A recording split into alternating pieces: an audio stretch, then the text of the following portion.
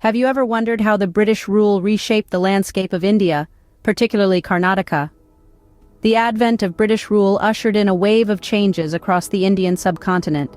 In Karnataka, this was no different.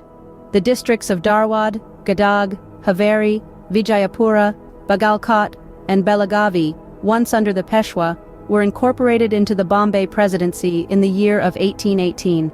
Simultaneously, the Kannada district, which now consists of Uttara Kannada, Dakshina Kannada, and Udupi, along with Ballari, once under Tipu's rule, were added to the Madras Presidency. In 1862, the Kannada district was divided, with North Kannada joining the Bombay Presidency while South Kannada remained in the Madras Presidency. Amidst these changes, Mysuru was retained as a separate principality under the young ruler Krishnaraja III from the Wadiyar dynasty. As the British rule took hold, the political map of Karnataka began to change, setting the stage for a new era of governance. But the British weren't the only rulers in Karnataka during this time. Amidst the vast landscape of British dominion, over 15 local princes held their ground.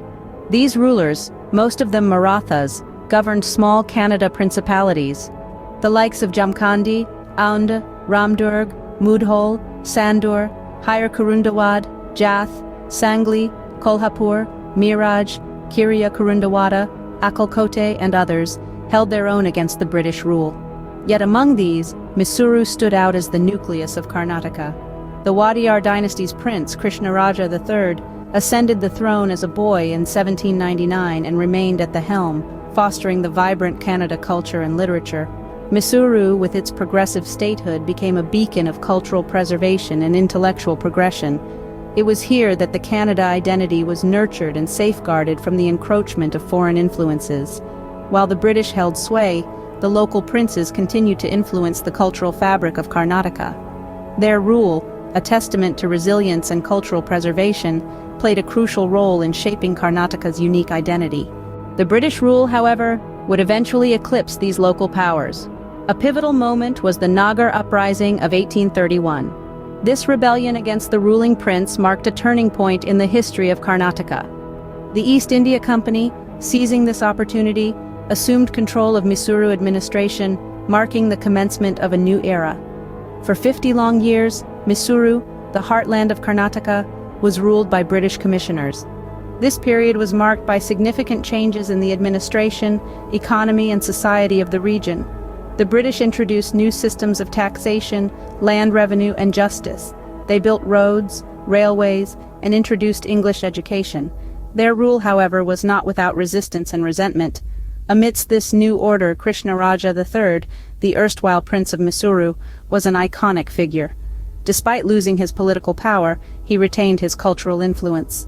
Krishnaraja was a great scholar and a passionate lover of literature. He turned his attention towards literary and artistic pursuits, transforming the Mysuru court into a hub of Renaissance in Karnataka. Krishnaraja III's contributions to the realm of education and literature were remarkable. He founded the Raja School for teaching English in 1833, which became the nucleus of the Maharaja's High School, later upgraded as Maharaja's College in 1879. He also started a lithographic press called Ambavilasa in 1841 and began printing books in Canada. His reign, though devoid of political power, was a golden age of cultural and intellectual revival. Thus, while the British rule changed the political landscape of Karnataka, it couldn't erase the rich cultural heritage nurtured by the local rulers. The likes of Krishnaraja III kept the flame of Kannada culture alive, even under the shadow of the British Empire.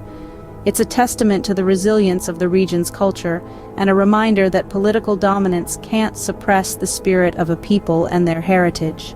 The British rule, while politically dominant, couldn't erase the rich cultural heritage nurtured by the local rulers. Opening. The British rule left a lasting imprint on Karnataka. As the dust of colonial rule began to settle, the landscape of Karnataka was forever altered. One of the most profound influences of British rule was seen in the sphere of education and the written word. The British, with their emphasis on education, set about instituting measures to spread knowledge and literacy. In the heart of the Mysuru kingdom, a significant initiative took shape. A prince, Krishnaraja III, a scholar and lover of literature, founded the Raja School in 1833. This school was a beacon of enlightenment, where English was taught, opening up a world of knowledge previously inaccessible to the locals. This humble establishment would later morph into the Maharaja's High School, and eventually be upgraded to the illustrious Maharaja's College. The British era not only ushered in a new education system, but also saw the dawn of a new era in printing. In 1841, the Ambavilasa Press was established. This press was a game-changer for Kannada literature. It brought about a revolution in the dissemination of knowledge and ideas, making books readily available in the local language for the first time. These institutions, born out of British influence, played a pivotal role in nurturing Kannada culture, literature, and scholarship. The Raja School and Ambavilasa Press were instrumental in fostering a renaissance of Kannada literature, encouraging local scholars and writers to contribute to their native literary tradition. While the political implications of British rule were far from benign, it's undeniable that their reign had a significant impact on the educational and cultural landscape of Karnataka. The institutions they established and the changes they brought about in education and printing have had a lasting impact, contributing immensely to the development and preservation of Kannada culture and literature. Closing, the British rule, despite its political implications, played a significant role in shaping the educational and cultural landscape of Karnataka. So, what are the key takeaways from our journey through the British rule in Karnataka? We've explored the advent of British rule, which led to significant territorial changes in Karnataka, with districts being merged into the Bombay Presidency and the Madras Presidency. We've also delved into the rule of local princes, highlighting the many Maratha rulers in the princely state of Mysuru, which played a vital role in nurturing Kannada culture.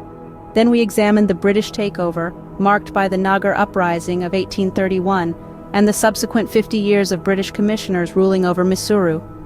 We witnessed the transformation of the region under British rule, as Mysuru became a major center of Renaissance in Karnataka, fostering education and literature. Finally, we touched upon the lasting legacy of British rule, from the political landscape to the cultural shifts that have shaped Karnataka as we know it today. The British rule in Karnataka, like elsewhere in India, was a complex period of political upheaval and cultural transformation, the echoes of which can still be heard today.